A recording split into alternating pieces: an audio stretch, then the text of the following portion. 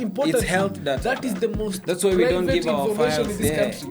That's why we don't allow relatives to touch. Kama kuna erectile dysfunction.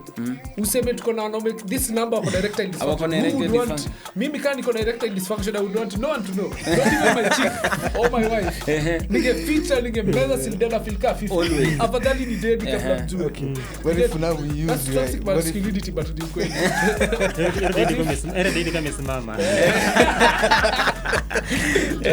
Any functional before you dysfunctional. Yeah, so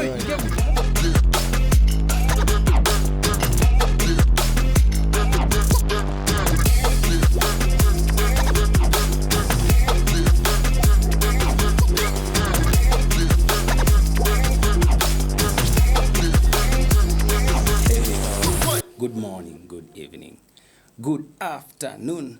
Yeah, from wherever you are, I hope say good night. Jisasa, we are having a bright day from where we are having great conversations on health.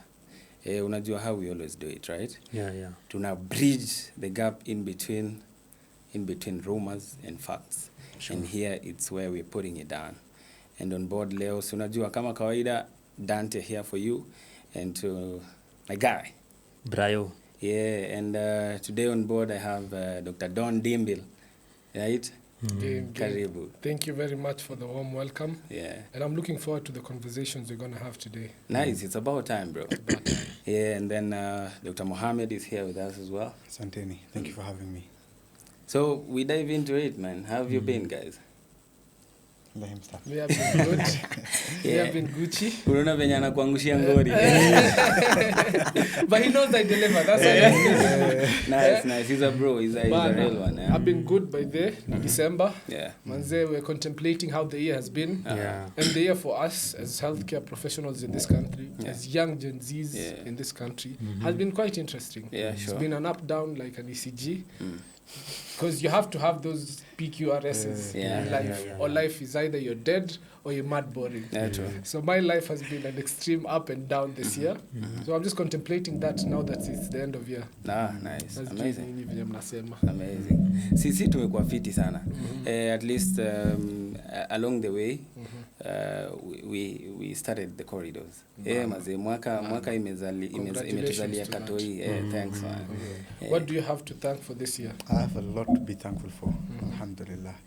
It's been a very long year. I've had a lot of ups and downs as well. But I'm grateful for all of them. I've learned a lot. Yeah.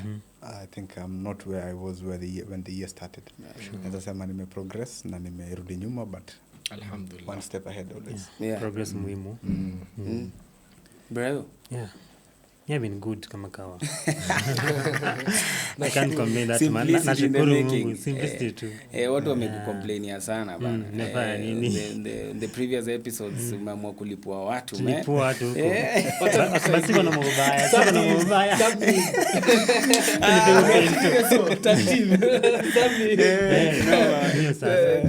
Hii episode kwanza mmefanya poa kuniita. I have a lot of qualms with a lot of people in this city. Nice. And as a man, you have to have some enemies. Sure. The more enemies you make, the life inakuwa easier to propel. But you just you have to know how to pick your enemies. Yeah. Because kuna times utapick msemo mwenye anakuangusha chini. Have you read 48 Laws of Power? Yeah.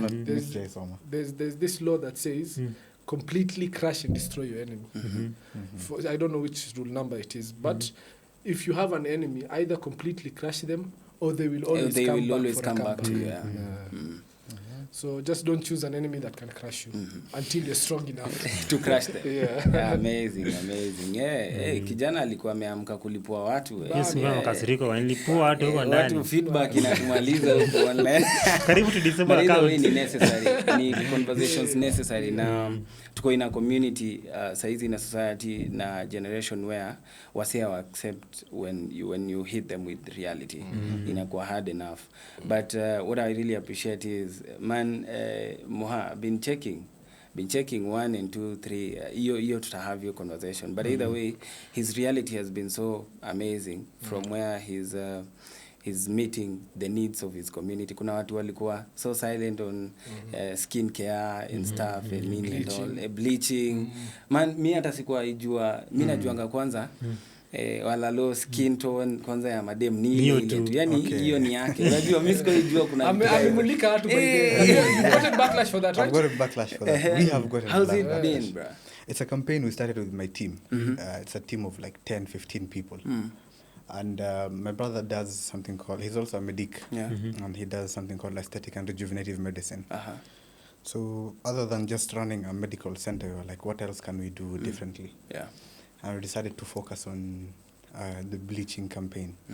Why do he sees a lot of people who suffer from body dysmorphia and image issues, whereby you have ladies, our ladies value beauty a lot.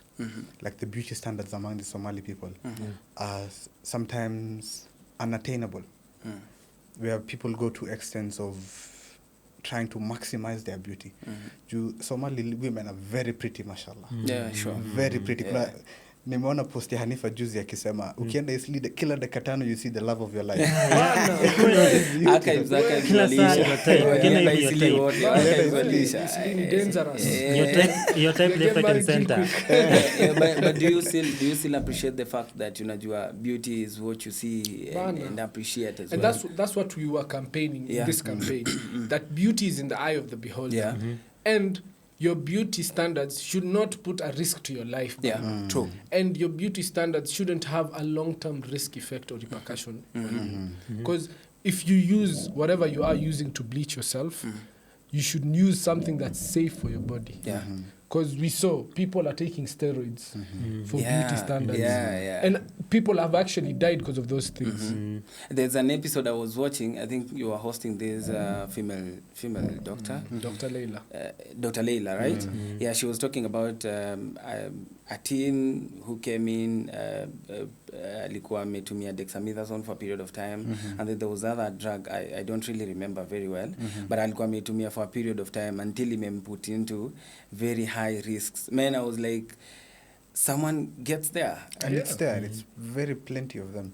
And the issue is once they do not attain what they were looking for from this product, they now become depressed even more. So unapata, I have done this, I have done my best, I'm not getting the attention I wanted, I'm not getting the results I wanted.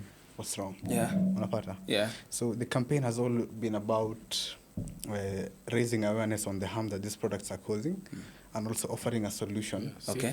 Safe alternative. You hakuna venye tutaambia someone don't look good. Or don't Yeah, try to yeah, look good. sure. Unapata? Yeah. So offering the alternative solutions is what we're trying to do now. It's still an ongoing campaign. We want to push it for as long as up to next year, mid next year, and it just keeps on running. We still need a lot of education on it. I'm going to share with you some links on TikTok. Utapata people take vendors, sellers actually, shopkeepers.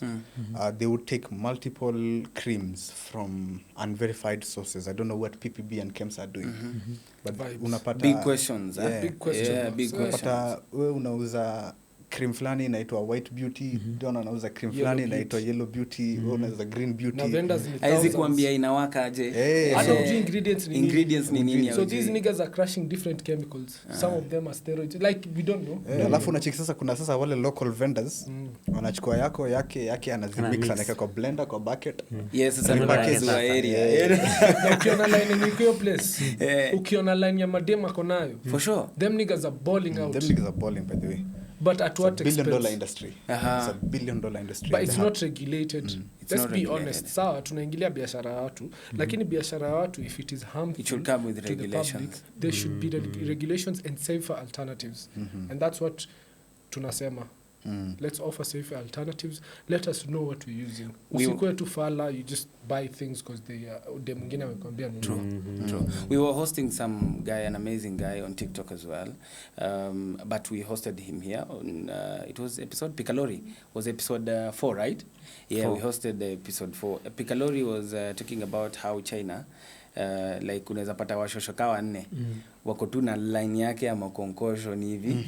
Yeye anauza kuuza, kila mtu na kamera yake, nini they are creating content and stuff, until ikafika mahali penye government ikaput ile rule ya kama hauna degree in whatever you are handling, wachana nayo. And that's what we should do in our country. Yes.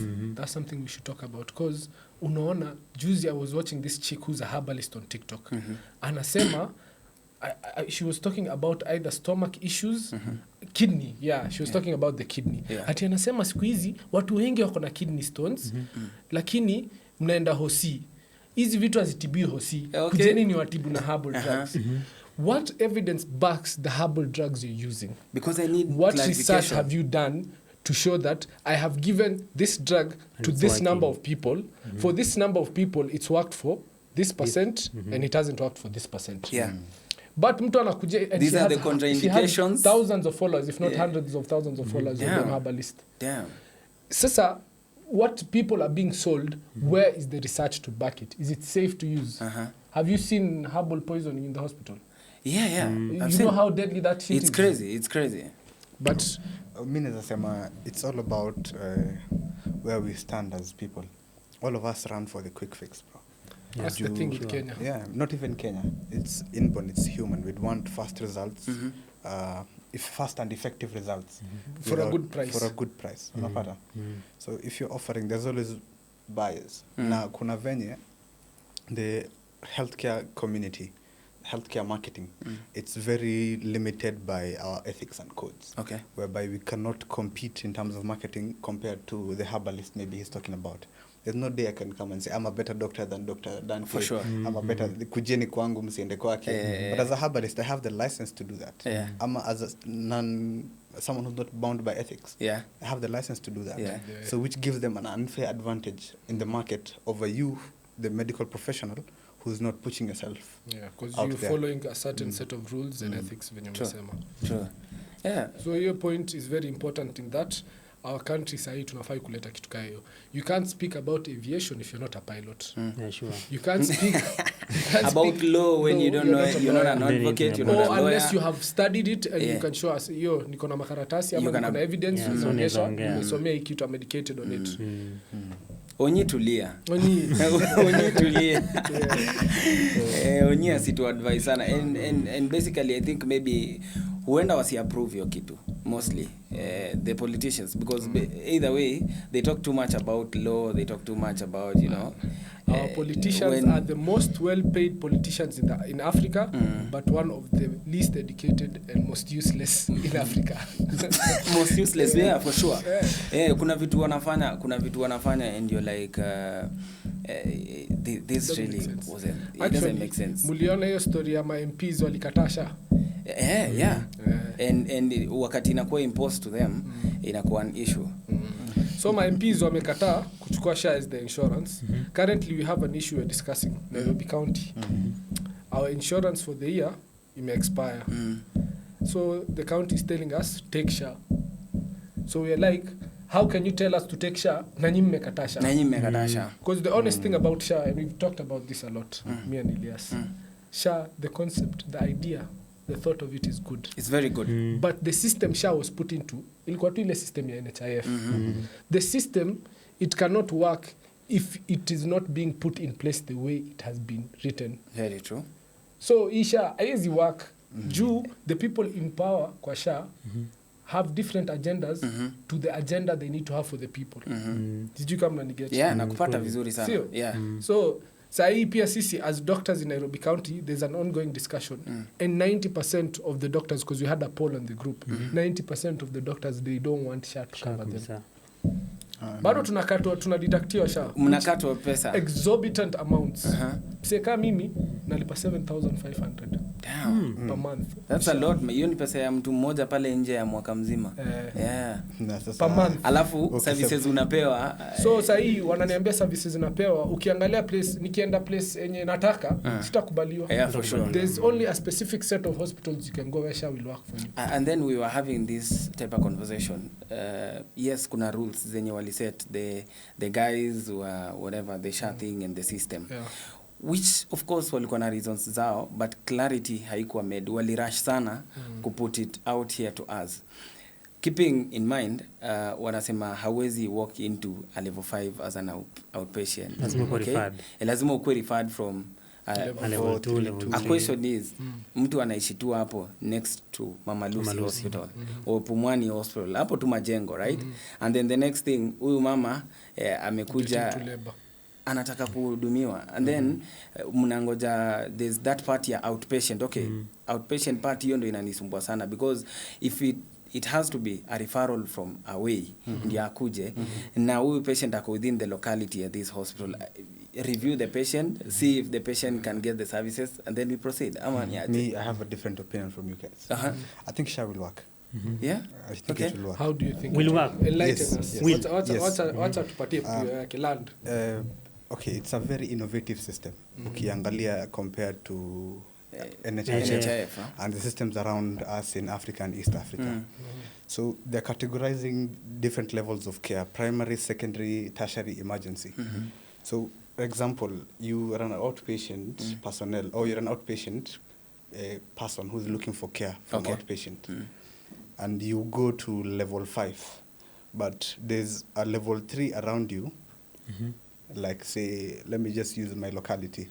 You have the Ngong Road Health Center, but you want to move from there, go to Kenyatta to go get treated for a cough.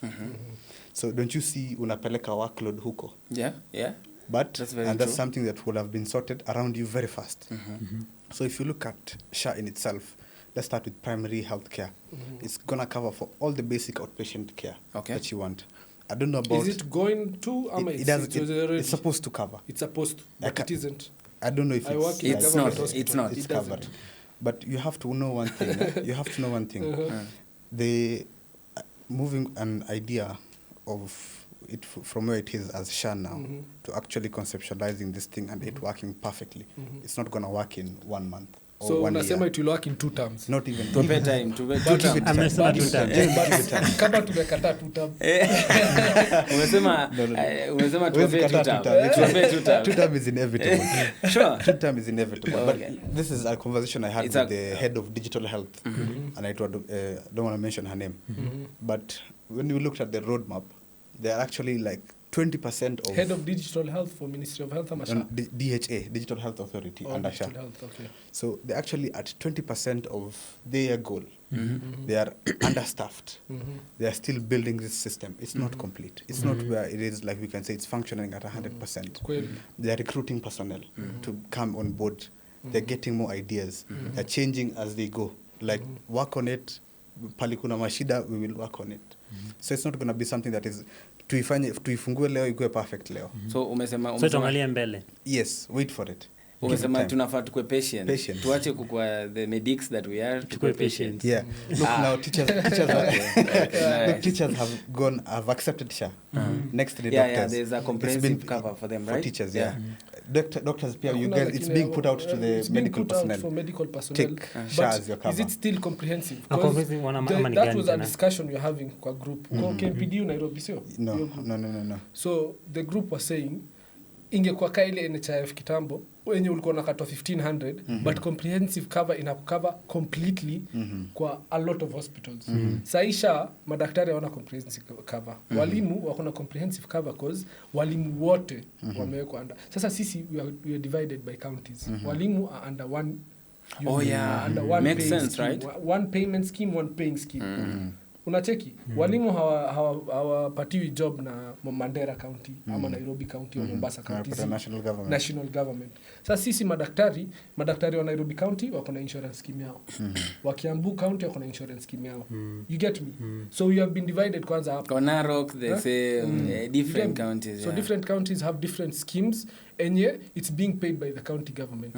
Now each county runs its own facilities and its own healthcare sector differently. You get me?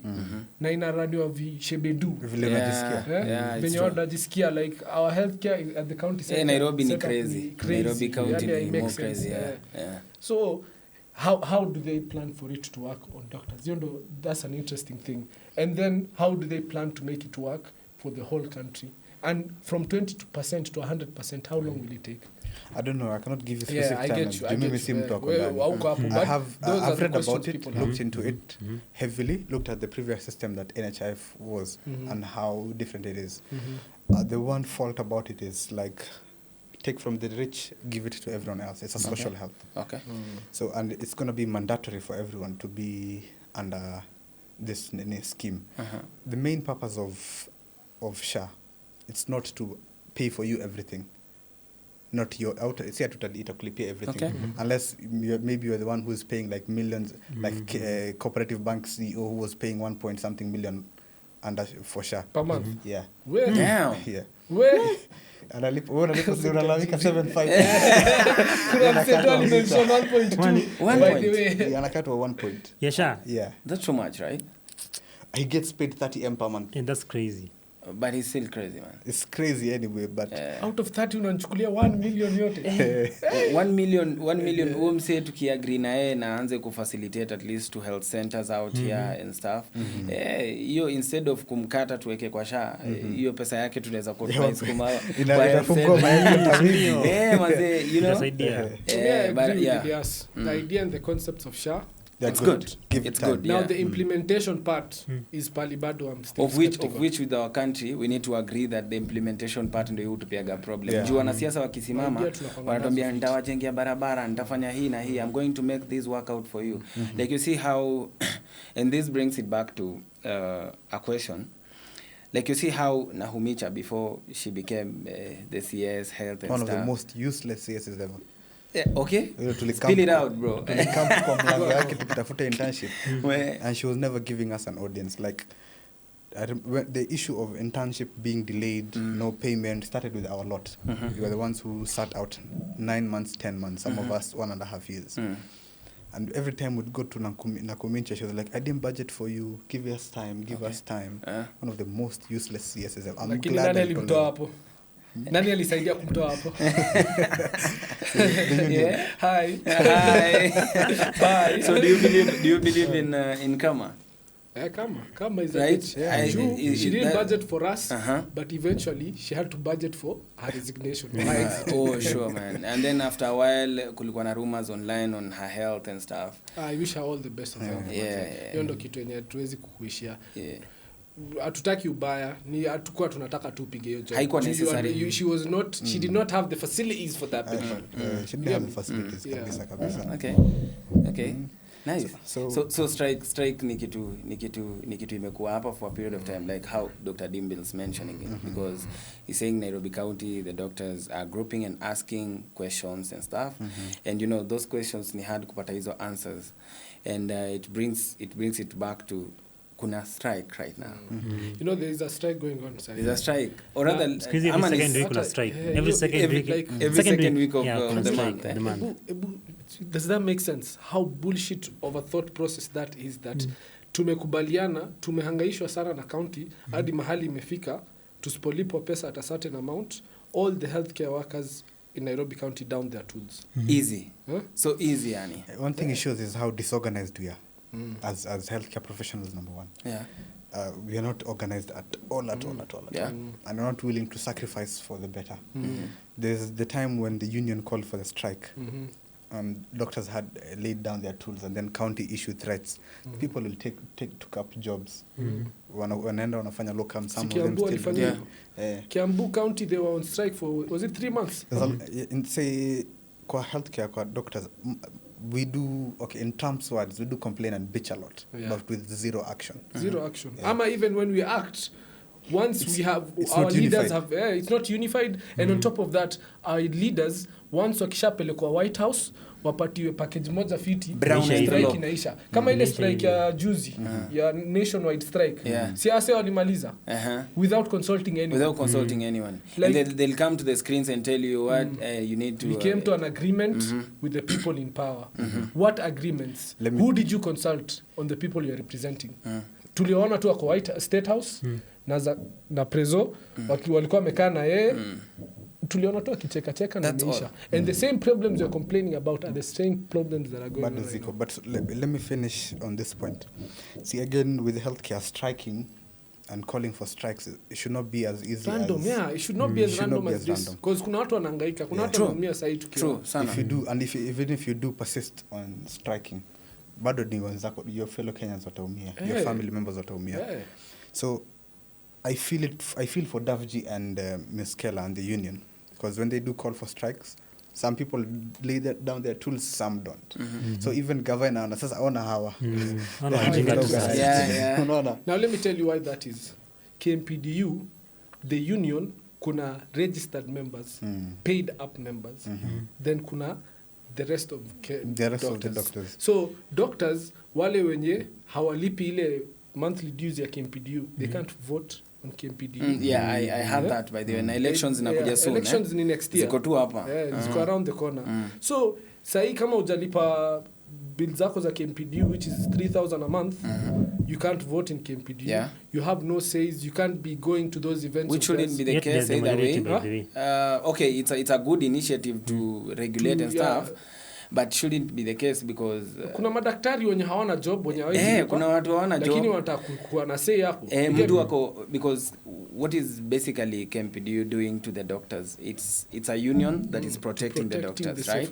Their safety and everything else. You can run to them when you have a problem with a certain institute or something like but that. But if you're not paid up, ukioendea wanakuambia wewe hujalipa. I'm assuming there's a doctor, right? Somewhere there's a doctor somewhere ameandikwa on locum basis. Huyu daktari ameandikwa on locum basis in a public hospital, in a private hospital.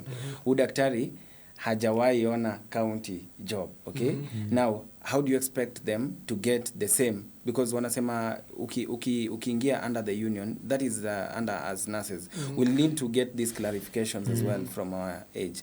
But kuna hiyo part ya KMPDU kama bado haulipi as per how they ask, ni hard. And then now you are on contract basis. Contract yako ya locum pale possibly una sign per month ama after 3 months, okay? Because it's happening out here. Una sign after a month ama after every 3 months. And in the period of time yenye umesign kuna vitu mingi sana zinakustrain. You are working on some 99 problems, my guy. Yes, or rather you are upgrading on your classes and everything else and stuff. So see, that's the thing about KMPDU. Unajua Kiambu County, KMPDU Kiambu County, because KMPDU kuna county sectors. So kuna KMPDU Nairobi, the branches, kuna branch ya each county. So KMPDU Kiambu waliamua kustrike, wakaenda strike. Kuna madaktari wengine waliitwa locum. KMPDU Kiambu County ili advertise locum positions for all the doctors wenye wali strike.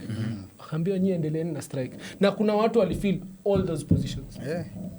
See, sasa how are you going to address your grievances? If you are so divided. And that's why KMPDU should look into a way, not necessarily KMPDU peke yake, because as well because nurses tuko na several bodies divided mingi sana. Hata afadhali sisi kuna UHC, kuna Kunun, it's a lot man, karibu 5 unapata. And the craziest part of it is kuna sasa wale wenye Nairobi County imeamua ni aje tutakuwa tunatoa pesa tunapea level 5 hospital under locum basis. Locumers watafanya kazi because either way hapo ndo wanapata kitu yao, huwezi stop. So strike hata ikiitwa aje, it's not making any effective. It's not effective. No. So health sector from juu hadi chini, it's messed up. It's messy. Public healthcare in our country is in a deep hole, which is good for the government and bad for the doctors. So it depends where your allegiances lie. If I'm in Ministry of Health, my allegiances are not to the public. That I must deliver healthcare. My allegiances are not with the doctors. If I'm in the union, my allegiances to the doctors, though divided. So you have to they're going to weigh pros and cons. And the pros are usually favoring the public, where the masses are. But sasa, the question you should ask yourself, and this is the one thing that is gonna unify and change it for healthcare workers. All of us need to be unified under one body. Nurses, clinical officers, and doctors under one union. Officially, okay. As in back then, there was that suggestion, by the way. How did it went? It wouldn't go nice because the clinical officers union would say, si tunataka do yetu tujimanage kivyetu, similar to doctors, similar to nurses. The brokery lifestyle. Yes. The brokery lifestyle. All of them want a piece of the cake. But if we choose to sacrifice and be like, okay, let's all form one body and address the government as one body, the government would have no option but to accept. The word sacrifice, I could vocabulary. So if you're not willing to do that, then we are not ready for the gains. Example, if you move, I'm going to speak on medical officers. So you've done your internship, you've moved forward, you've gotten a job, you're going back to residency and practice, you earn or this other KU and so on, they still make you work in their teaching hospitals for free. You still need to go maintain yourself. You can't work from outside. Time yako iko limited. Uko shule 24/7. You're working in the public hospital.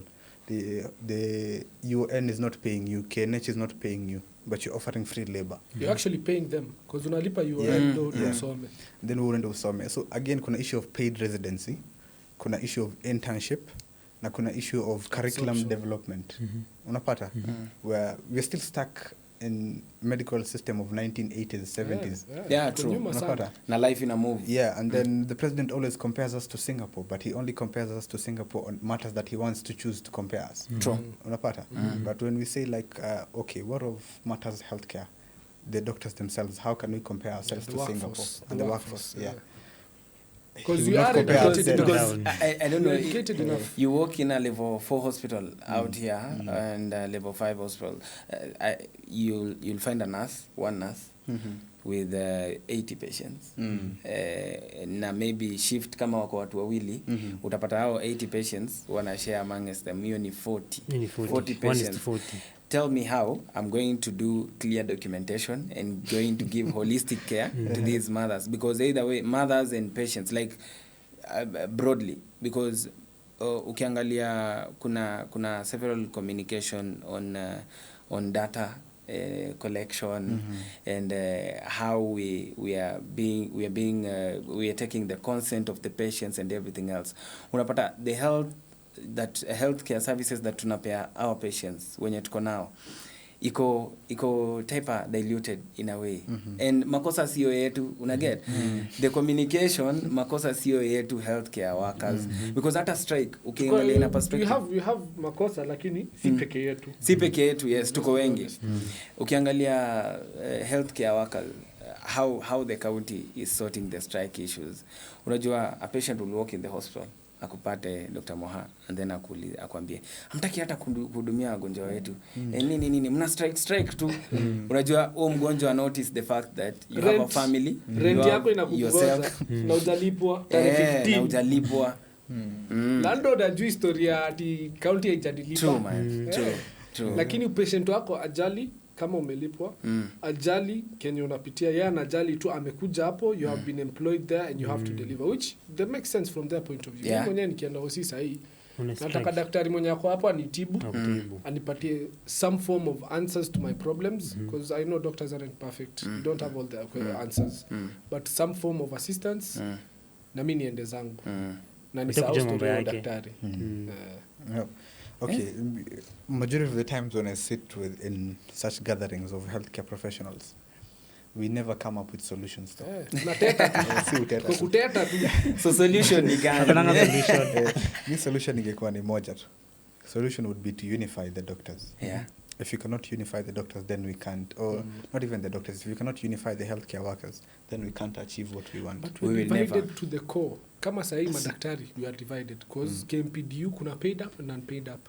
For the paid up, kuna different counties, each with their own interests. Then the national setup ya KMPDU, wanataka kununua ofisi ya 30 million. Nimeona hiyo. Unafanyia nini ofisi ya 30 million? Ni ya nini?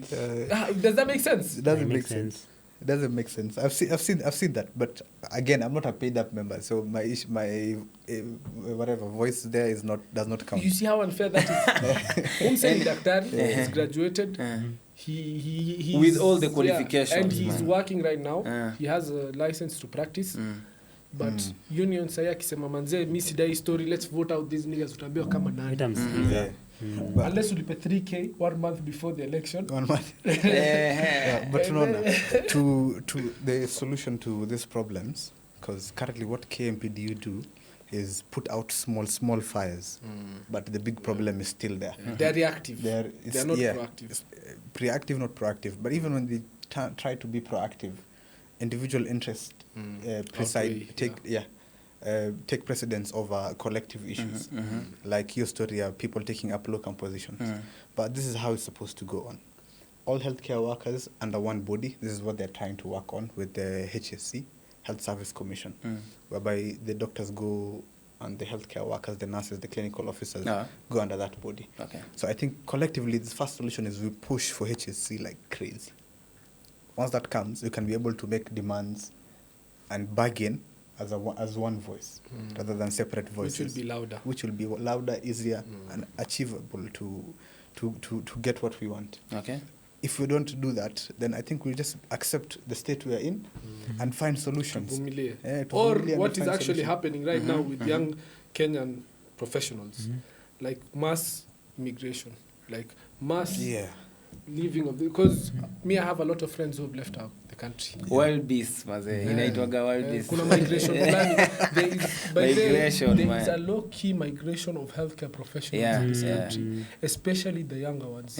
Watu age mate wetu. Because I have a lot of friends who are my age mates who are leaving this country because they feel like I have tried to give back to the country and to the community, but at my expense. So I have friends who've gone to Australia, who've gone to the US, who've gone to the UK.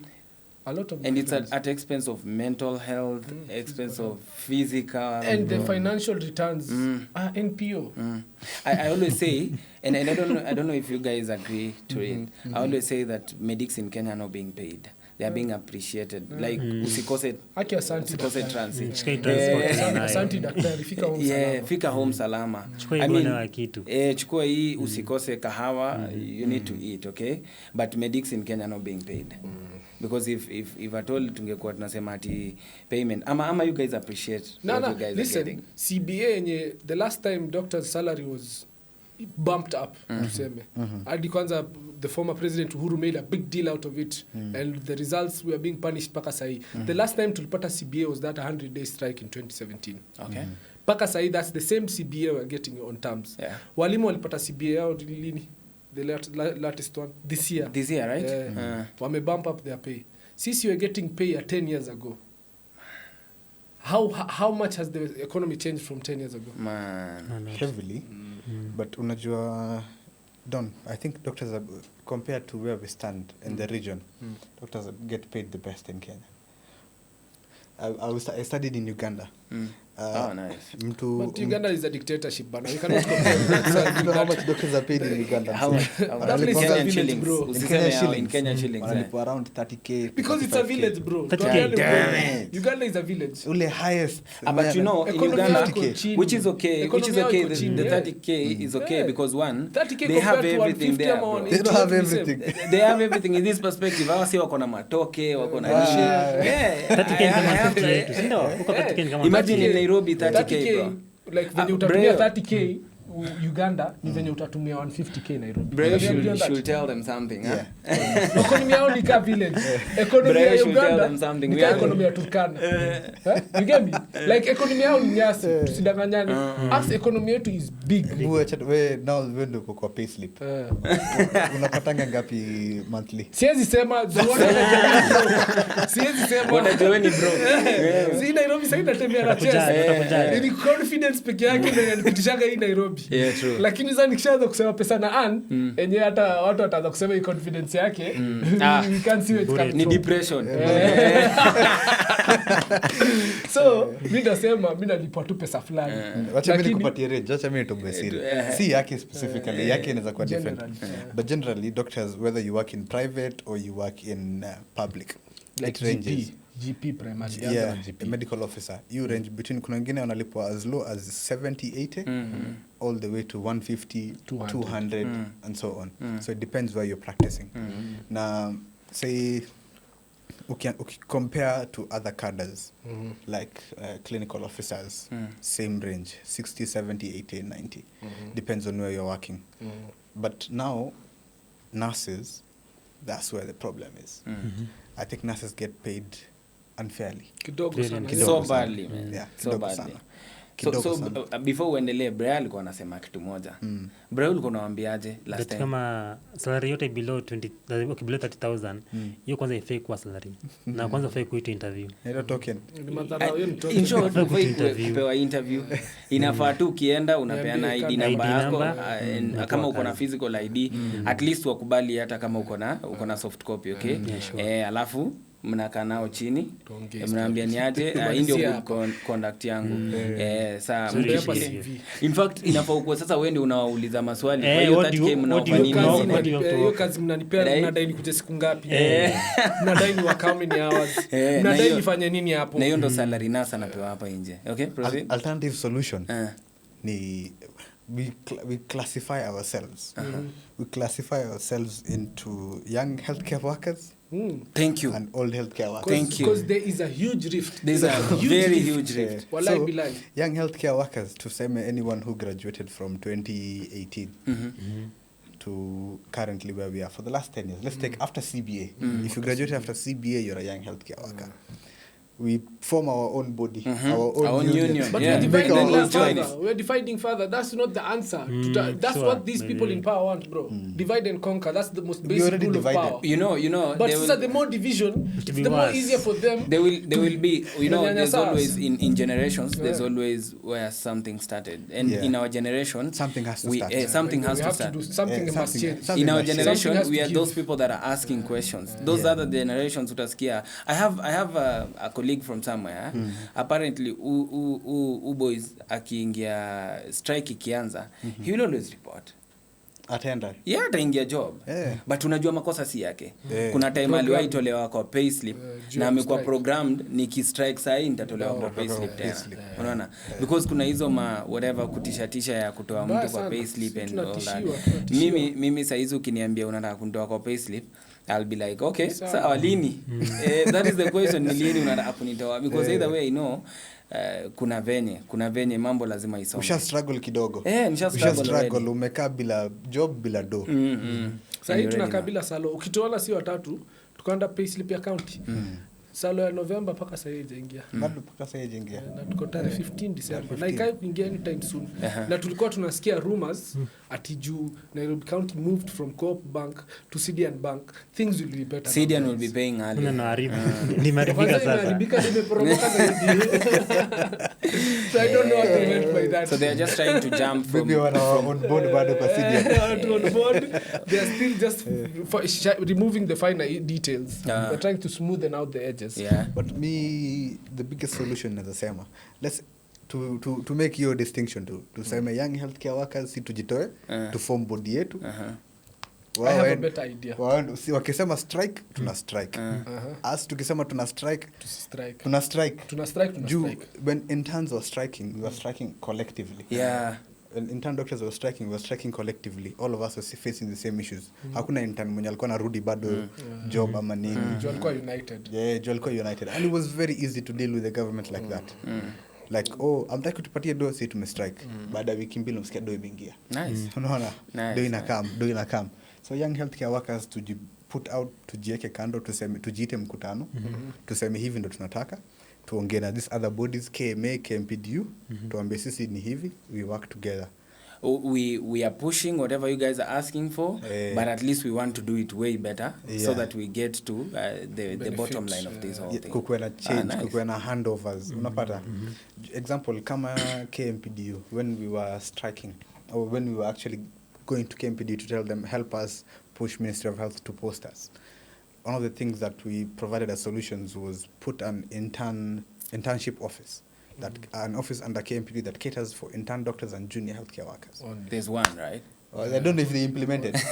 Apparently walifungua. Congratulations to that. That's a good one. That's a good step. Yeah. So unacheki kama hiyo body, the next time interns are having issues, we don't have to run to DaVG all the time. Or we don't have to run to Miss Keller all the time. There's someone who's going to handle that. Who can we have to take our own responsibilities as young healthcare workers. That is making sure all young people are registered under a particular body. Whether you pay up or you don't pay up. Tunaelewa kuna mahali kuna issues 1, 2, 3. But because we've been advocating. Why should you be? Unajua, that's another thing we should remove from these unions. You must be a paid up member to be part of the decision making team. That's true. Yes, because it's not fair. Need money to run. Yeah, they need money to run, but some people can pay. Venye walikuwa nasema SHA, the poor for the rich. You can put in a system where Konso alipe 10k Yeah. per month ama 5k cause so pesa natengeneza Or 10k ama 5k alternatively, as much as they can prove that, you know, I'm not employed by the county, you can be, and I have the willingness to be part of the union, but I don't have a cannot source of join. income. I don't have a source of income, and they can prove. Or rather kukuwe na party okay fine, you are in a private hospital na wanakulipa way less amount than venye tungekuwa tunakupea, we utakuwa na utachajiwa hii amount kushinda unacharge daktari mwenye anapata 70,000.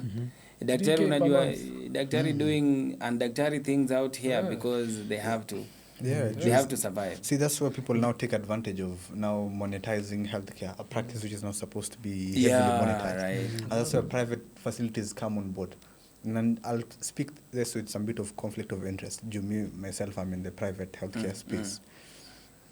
It's not even... I thought the private side will be the promised land, the greener it's pastures. Never, bro. But it's not greener it's pastures. Never, as bro. well. Never. You have a lot of regulations. Huwezi jua leo kama uko na clients or not, or patients or not. It's 50-50. It's never a stable income. So kuna facility tulianza one immediately after internship. It's called Dimbil Healthcare. It's a private practice. I could not get a job. So nikasema let's start our own thing tukaanza na Don was there when we were starting it out. From grassroots to zero. It's a very competitive environment where if you do not have enough capital to start a business, a healthcare business, and your margins are very low, Sure. you don't want to making profit and stuff. your profit margins are, sometimes you don't even have profit, bro. You go back to your own pocket, inabidi unafanya job yako huku alafu nenda unafanya locum kwingine ndio upate do uiweke kwa uingize kwa biz. So that is the alternative for us young people. Second alternative ni Kenya Doc anasema moving to greener pastures. My MO who taught me in internship ameenda huko Australia. Two of them actually when you tulikuwa directly tulikuwa na St Mary's. Shout out to Dr. Gidinji. Nice. I think we're gonna host an educational platform of how to leave Kenya as a young professional. Sure, how to leave right. Kenya and get greener pastures. Those guys, at least they get paid well. They feel appreciated for their efforts. They have good work-life balance. They have good career progress planned for them. Huko ukitoka tu hivi from med school, immediately unabsorb your internship residency. You start specializing immediately. Si kama huku ukitoka manze trek buda. Piga internship you and I bring back to the psychological well-being of medical practitioners and the traumas that we go throughout the period of time yenye uko internship, practice and all. And you know, there's never a unit where you're going to walk into that unit na mwambie mazemi I'm not feeling okay. I just want mtu anisikize. You are a doctor, you should be okay. You are a nurse, you should be okay. You are a nutritionist, you should just be okay. And maybe hii swali itakuwa specifically to Dr. Dimbil. You said you're working in a public sector, right? And there's a time I was checking your log line and stuff, and it can pop up the dad, right? Your dad. Your dad rested specifically because of colorectal cancer, right? And rest in peace to his soul, right? Thank you. And during this period of time, you've been in hospital as a medical practitioner. How do you get to gauge the traumas and maybe yourself, because sometimes there's this part here umepata patient presenting with all these signs zenye unasema this patient might be does it really hit you to a level where you're going back? That's the thing, as a healthcare worker, especially if you've lost someone close and you know like years later why they died, and you know that this shit could have been preventable if it was found early, because with cancer, every type of cancer, if you diagnose it early, the chances of remission and the chances of them living a healthy life is high. It's very high. Than compared to when you find it at stage 3, stage 4, uwe mtu atateseka. There is still a chance for them to succeed and overcome the cancer. It's going to be crazy. But it's going to be crazy. You get me? So you do find different people in different stages of cancer. And you see how they progress, regress, or how they pass away. And that affects every healthcare worker, whether you have lost someone or not. But see, the thing is, in developed countries, there is specific systems and mechanisms to help doctors cope with the workplace stresses. You get me? So if you are stressed at work because you lost a certain patient, or you have a lot of hours, or like there's any mental anguish overbearing on you, there is a psychiatrist and there is a therapist in the hospital to guide you through that shit. Yeah. But in our fine country, soya yo sauti. Pambana na shida yako. Ng'ang'ana na wewe peke yako, mwenyewe, ama uende kwa demu yako ama madhako. Utajua, ama someone who will pay for relieve your own stress. therapy. Yeah. And it's expensive. Yes, Therapy is obviously. expensive. So that is expected. Like, nobody cares that, hey, is DaKtaRi okay? No, you're expected to come to work at a certain time, report, work, perform to the 100%, because if you don't perform, DaKtaRi leo ukifanya kazi yako hakuna asanti. Usipofanya kazi yako, the thunder and rain that will come down on you, lawsuit. That's why we pay for indemnity. If you're working in a hospital, you have to pay your your insurance, Buddha. Kwanza me, I pay up to the tune of millions. Because kuna like wana cover for millions. Na pesa nalipa pesa kidogo, but they cover millions. Because ukimess utakamio, watakamia lawsuit yako, watakamia license yako. You get when you mess up. But when you do good, it's expected. So in between, manze, when I'm having a bad day, there's nobody there for you. We are unless humans. you're next of kin. Or your friends. Nice. Let me add on one of the reasons why I believe SHA will work. I mean, okay, amazingly, I'm happy. I'm hearing when he mentioned mental health, the topic of mental health. NHIF never used to cover for mental health. But SHA now it's gonna cover for therapy sessions. Oh, sure. Yeah. Okay. It will cover for that mental one health. I missed, bro. Yeah. It will, ama it's already started. I think it should be. It should be covering for mental health. It should be. Yes. I'm gonna check giving that. you several sessions, at least 2 sessions per month of therapy. That's less. It's okay. It But depends. it's helped. It has helped better you than, reduce it's your. better than nothing. It's better than nothing. Then on the issue of early disease detection, that's why this model for SHA is gonna work well. Under primary health care, the key people who are gonna achieve the objective of PHC are the community health promoters, who move door to door looking for people with signs and symptoms of particular diseases. Sure. The one thing he said is when he's in the clinic, he meets people who come with late stage signs and symptoms of late stage cancer, where you can't do anything. But with this community health promoters now, there's early disease detection. This early disease detection contributes to high remission rates, good care. Cancer packages mwana zimekuwa upgraded from 500k to 800k. 800, yeah. Unapata. So in the long term, it's gonna save money. And lives. And lives. Fuck money. Money Unapata. ni karatasi. So it's Maisha ndo muhimu. yeah. So unapata, like, I think the system is gonna work. Probably for the detour of like going back to SHA. No, that's okay. But he's reminded me of that point of why this is a more innovative system than NHIF. Unapata. Nice. And that's what things the public do not know. I like that. I like that there's a breakdown of information from bit to bit. So DaKtaRi, let's say, for example, if you had that power to change something in this healthcare, what would you have changed? I would first, one of the things where we need funding. Healthcare funding is one of the biggest problems, not only in Kenya, but worldwide. There's no model of funding that covers healthcare for their patients fantastically. And if it does cover fantastically for the patients, it alienates or it puts pressure on the workforce, whereby you cannot give everyone equitable healthcare. So the model of funding is one of the things you should look at. Where do we get the money from? And right now, the model we're using is some bit taxation, some bit contribution, public We no contribution. longer have WHO.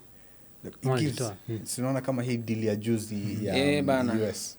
Yeah, they give us money, we give them data. Data. By the way, Which is very risky, Not That risky. thing It is. risky. If you ask me, it's so risky, bro. It's very risky. Why? Because you see, the period of time that we are having, okay, there were online conversations on COVID-19 that it's a lab generated whatever. It and was. stuff. It was generated in Wuhan. Okay, so that tells you if data is given to these superpower countries, okay? And eventually they want to, you see, whatever this guy is working on, what is his name? He's Bill working Gates. on, Bill Gates is working on trying to ask Africans not to have more than, you know, bigger families and Population stuff, control. population control. Now, if they want to control the population in Kenya, it's so easy because they have the data. Wanajua, hawa say Tunatafinya. genetically, hawa tunaweza wafinyia kona fulani. Unajua there is a deep dive to that. Genetically Wakikuyu wanazaa wangapi?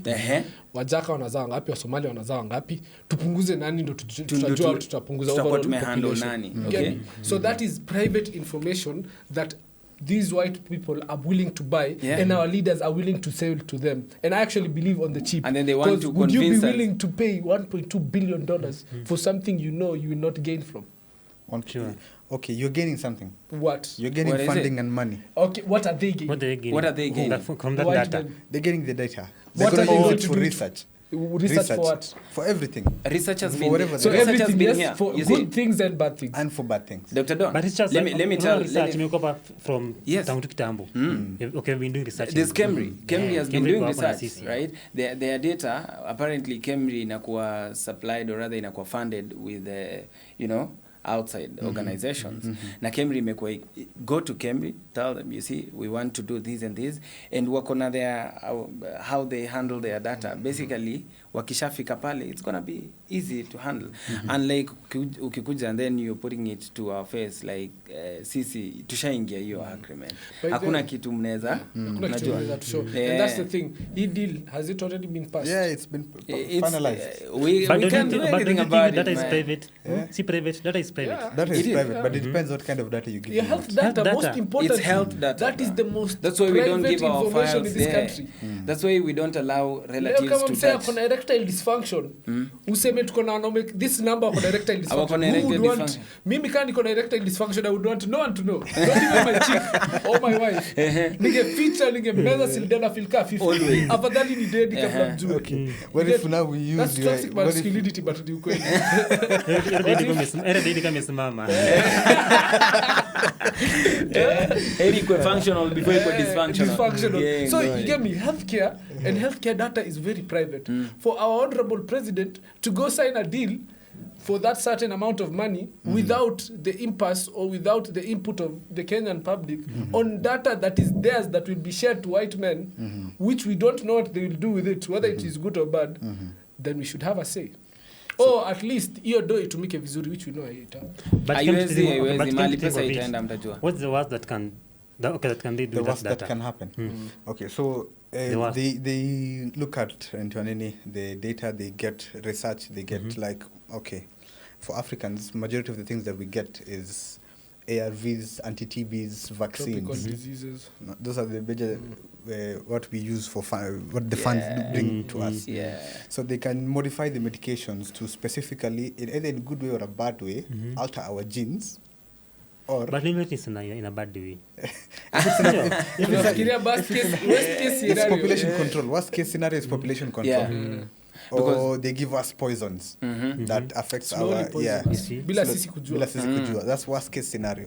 Best case scenario, they have good intentions Research, for yeah. us. We Good get- intentions, we get- huh? we get- You say. we get the cure for HIV to send Yeah. Oh yeah. Yeah, so there is, that's why venye tulikuwa tunaongea, being honest, there is a wide range of things that can come out from this deal, from Very the American positive side. ones. From the Yeah. American side. But from the Kenyan side, what we're giving is data. We already know. Yeah. What we don't know, That's the only thing what we we have want to to give. know. Yeah. That's the only, Like- we're Numbers bargaining tu from a poor tunapeana. perspective. Eh, And you know the most- from a poor perspective, from a dumbed down perspective. Alafu the most riskiest Like part of it. tunabeba ufala na tunakubali.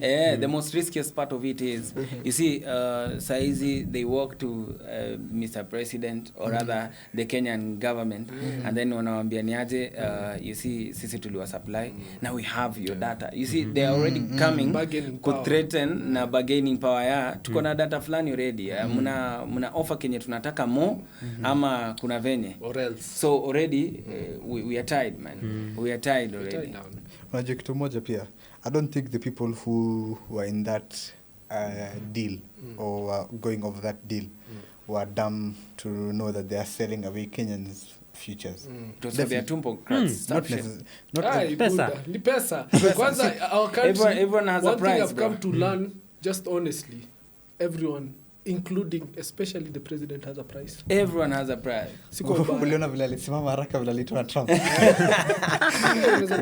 He's a very smart man. Smart man, eh? Our president is very smart. He's actually one of the best politicians we've ever had in But this we do country. need funding. Check it. We do need funding, We do but need how funding. will that funding be used? That's the thing. It will help. Hata kama inatumika vibaya kuna ka small percentage Itafikia. That's not fair though. Haitatufikia. A small percentage itafika to the public. Hiyo small percentage ikigawanywa because the bureaucratic system ikishafika huko chini to the people who actually need it. Unaona pia inatoa wana cut the middlemen NGOs who used to consume 90% of the money on training, field work, nini walikuwa wanatulisha poa, lakini tukienda hizo trainings na nini unapata per DM. Unaona sasa hivi utakula hiyo do per DM hakuna, lakini kuna mtu huko madawa atapata. So ni lazima u accept. Okay, kuna the positive side na the negative side. Tusiangalie tu negative. Which bado like you see how the online sector has been right now. Tuna get information very fast, right? And then in the process of get information very fast, to predispose to a lot at the same time.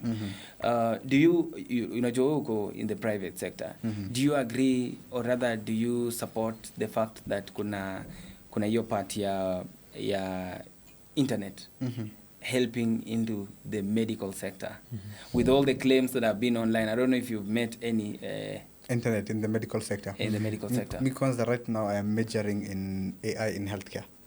That is one of my majors that I'm focusing on. Nice. And in a idea helps a lot. There are very many ways the internet can help, and there are very many ways it can destroy. Example, 90% of Kenyans have not gone through that deal. Myself included. Have you I gone wanted through to that go through it, but sija go through. Let me be honest. So you've gotten half-cooked information. It's not information that you have on yourself deciphered it. So you can't. No maana sahi nasema ukweli by the whatever these are just my opinions. But they are a bit biased because to be honest I haven't read through it. But if you might go through it and you'd see the positives. Have you gone through it? I've gone through it. I've gone through it, and I've seen what it's in a nutshell is. These people are bringing money. They're like, what do you have to give us in return for this money? And then we looked at what we have, and we're like, we only have data. But the data itself. Okay, was there anything else they were asking for? I don't know. They were not. They were asking majorly for Kenyans participating in clinical trials. Of once they make vaccines or they make new medications brought to Kenya first, tested out. The participants are Kenyans, and then the study that is going to be made, results of the study in Kenya are going to be implemented across East Africa. Before you proceed, I have a question. Leo ukiamka hivi na utembee na uweke poll, okay? Na uulize HIV and AIDS, mahali prevalence yake iko very high. Utaambiwa wapi? Nairobi. Kisumu. No, before when the data polls to weka polls, utaambiwa wapi? For a common person before when a research and everything else and you mean in terms of locations? Yeah, in the country. Locations. Or are some Western? The Western Nyanza, right? Yeah. Okay, fine. My lecturer was mentioning to me the KMTC that I went through ilikuwa a research center. Na the research center ilikuwa ina handle the HIV nini walikuwa napiga trials and all. You get? And that's why alikuwa anatuambia that's why Bondo ilikuwa na too much of cases za HIV. Okay, na kuanza kustruggle kuimanage ilikuwa hard because sasa unajua lazima una make trials, si ndio? So that predisposed the community there by that time because of the trials and the research. Now USA, or rather they want to do research with Kenya. So what is going to happen to Kenya? You mean the stigma? Not necessarily stigma, but we are going to be predisposed to a lot, like that community was predisposed. Because if they are trying a vaccine that they are not sure of course, they are top-notch in medicine, but now there's the surety part of it, like lazima utry, ni how many amongst the 10 wenye tulipea, iliwakwa wangapi. What if sasa iliwakwa 2, 8 wanaenda wapi? So watapata the adverse effects of clinical trials. Maybe the drug was a poison and so on. See, unfortunately, medicine, you have, that Try, has to happen in medicine. Trial and error. You have to, right? Trial and error is a major That's how part. medicine works. Even ukisema, before we got to the antibiotics, what happened? People died. For you to know, okay, this is the right antibiotic, this is the right amount. Majority of it was done by the Germans during the Tuskegee experiments on the Nazis, by the Nazis, whereby they take live Jews, subject them to wherever they want to. Even the Japanese did it in Manchunia. Or the Chinese. They did Healthcare evolved, but healthcare evolves in a negative way. That's the hidden side of healthcare people do not talk about. Sure. The dark side. Only healthcare personnel know about it. Alafu tunaambiwaga privacy, confidentiality. Unaona? But in the Tuskegee experiment, black men were injected with syphilis and then given medication to see if the medication is working. These people die, this medication is off. Again, these people die, this medication is off. These people survive, this medication is right. Hii inaenda kusaidia wale wengine wote. Unaona? So it happens. So it's one of the things, even as you as a participant in the clinical trial, good thing now it's controlled. It's not like the other one. You come in daily, we check on you. It's not part of research ethics is this person you have to, if you're doing, say, I'm studying heart on you, maybe liver medication, you have to do regular screening on you. LFTs. To know if it's affecting any of your organs. Once I see it's affecting your organs, I stop it. I discontinue it. It's not like Zamani where and then there's animal experiments now. I go through animals, then the lab rats and stuff, then humans last. So when it's coming to humans, it's gone through majority of major steps, I mean, such that even you as a human, before you even accept to be part of this trial, you are cancelled. These are the potential effects. This is the remuneration we're going to give you for participating in this. No one is going to force you. Ni kwa hiari yako. Probably you might sign an NDA somewhere. Sure. Na it's for it's very necessary. Na hakuna utakwambia lazima juu umetoka Nairobi lazima ufanye hii experiment. Do. This is whatever we have. Kama time ya COVID, nikitaka flight yangu lazima nikuwe na vaccine. Then COVID became a pandemic. No one was expecting COVID to become like that. Out of proportions. It blew out of proportions and people are not ready. So it's whatever we have works iende. If this is shown to work let's use this. Okay. So unapata. But for that deal, all we had to offer was data and accept to be the first ones to be tried on. Example, again, 1 month shot had ARVs. And then there's a PrEP 1 month shot. Kuna PrEP trials inafanyika Kenya. Then this 1 month dose ama 1 year dose of heart yenye unachukua mara moja kama injection itafanyika Kenya. Unaona? Advantage to us, it's our people who are going to get the fast care, fast treatment. There might some who might die, some who might survive. But that's the brutality of this world. Ndio maana tulipo hiyo do. Imekuhit nice. We hope for the best. We hope for the best. Since we are right now in this current position, we are in no position to kata deal hiyo because you're not in any decision making area. You just have to analyze it and do maybe what we are doing, give whatever knowledge. For example, you who has read through that deal on what can happen, what are the pros and the cons of that deal. And we try to live with that shit. Nice. Cheeky. That's good. Yeah, so those are my views on that. How is it shaping, man? Keeping in mind that you've been in the creative industry. How you two have been in the creative industry. How is it shaping the healthcare system and the trust that the community have nilikuwa nakuuliza hiyo swali ya the IT and stuff because there was claims that a certain doctor was performing surgery on a patient akiangalia YouTube. Crazy, Wapi Kenya? No. In India. It was in India. But is that a bad thing? Indians are wild. But is that a bad thing?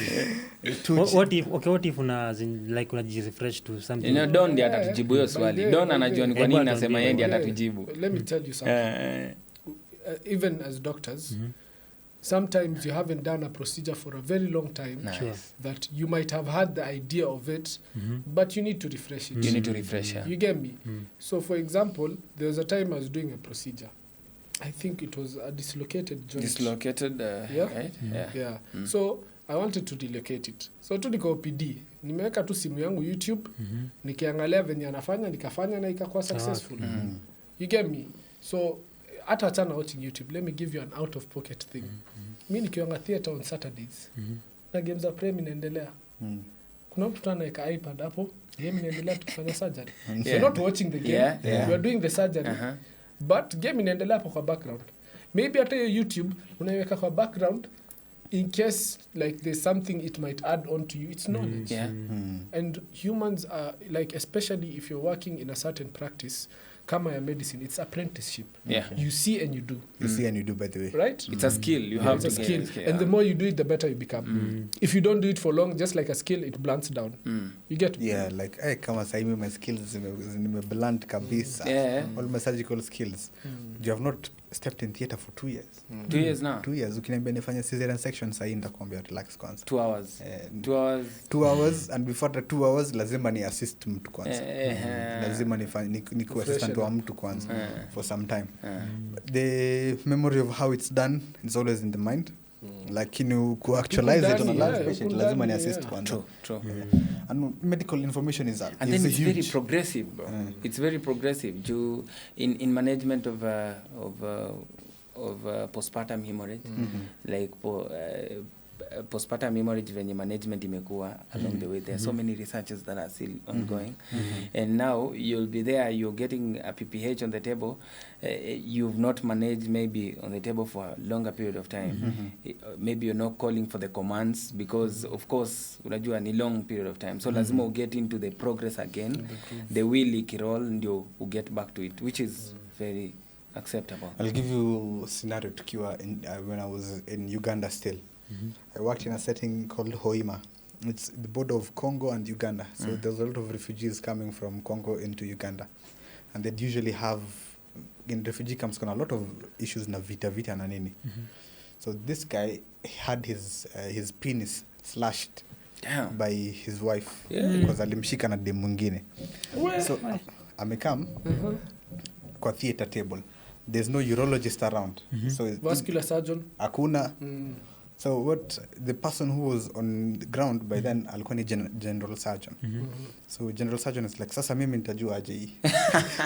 How am I supposed to start managing man, this I'll kind be shouting, help me, DaKtaRi. I'll be shouting, bro. You how am I have to supposed to get start it managing back. this kind of injury? Na huyu jamaa tukisema transport from where we are to You can't save him. Kampala is like 6 hours.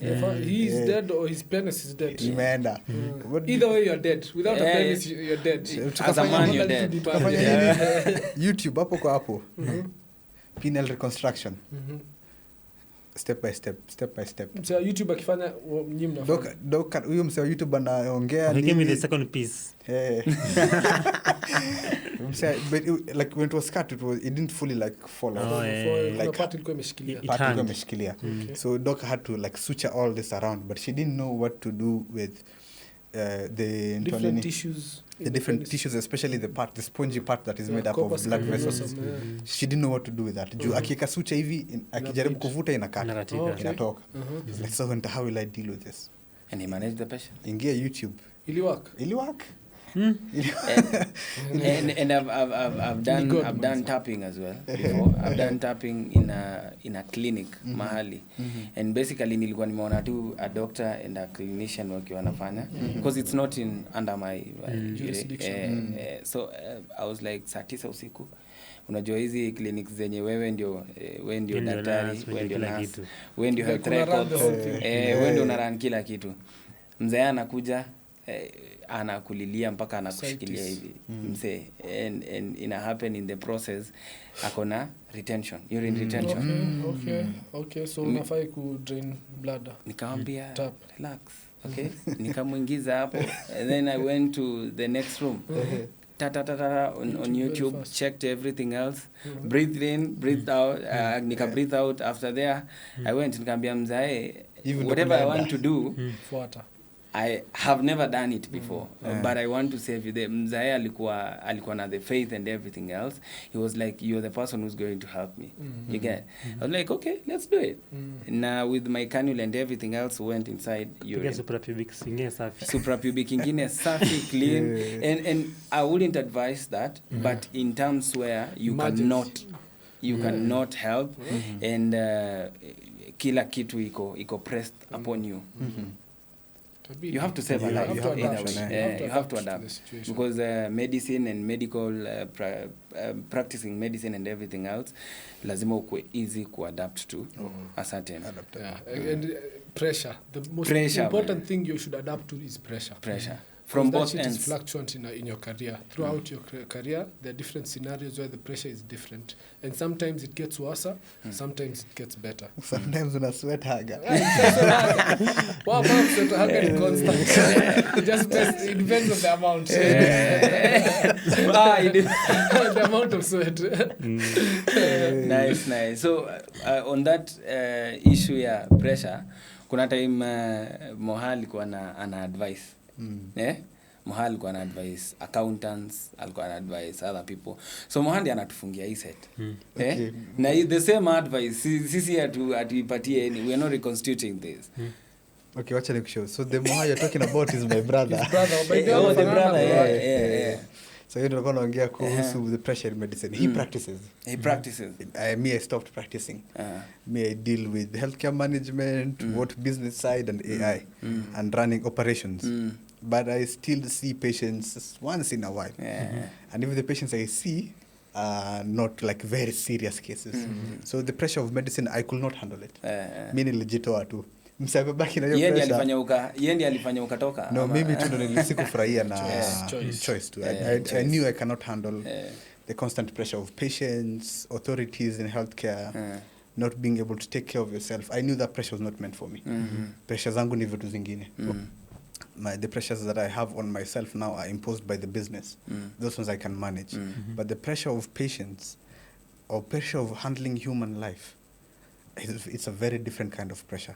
So in terms of pressure management, kitu yenye naonanga sana is doctors or healthcare workers usually resort to ways of relieving their stress or the pressures on them. Some of those ways are harmful ways, some of those ways are beneficial ways. But the easiest one is the harmful ways. I've not had this year a case of a doctor dying by suicide. This year? The one we made. But they have been the last part of the year, second part of the year, because we thank God that at least the government and the union came to an agreement about the interns. Because the people who committed mostly a lot attempts of suicide were interns. Yeah, but ukicheki healthcare workers, wengi ni drug users. Wengi we have dysfunctional marriages. Sikupenda kwetu. It's pressure from external or the work pressure. We are only human. There's much we can handle. Hold on to us, community. There's only much that we can handle. You have pressure from patients, pressure from the hospital you're working, pressure from Gava, and then now you have your own family pressures.